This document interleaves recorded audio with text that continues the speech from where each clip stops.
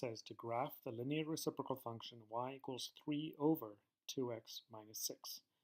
In this case, the first thing we want to go and find out is what value would make this denominator or bottom equal to 0.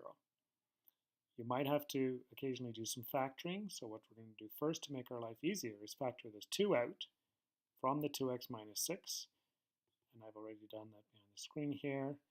We factor out the 2, we get 2 times x minus 3, and we want to see what makes that equal to 0. And it should be fairly obvious that the value that makes this whole left side equal to 0 is 3.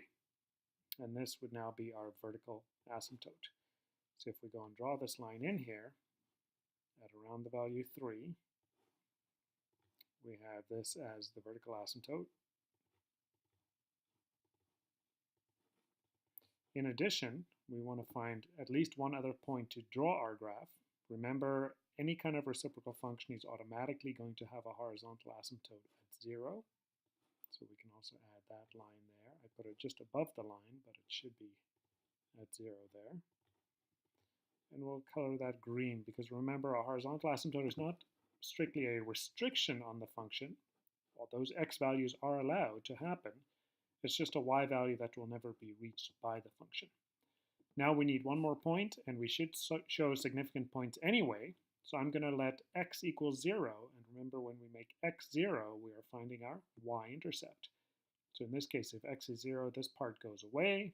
We're left with y equals 3 over negative 6, which simplifies to negative 1/2. So I will have my y-intercept down here at roughly negative 1/2. By plotting one point, I now know the shape of this linear reciprocal. We're going to have an arm that flattens out on this side of the vertical asymptote, and another one that flattens off over here. And our graph therefore looks roughly like that.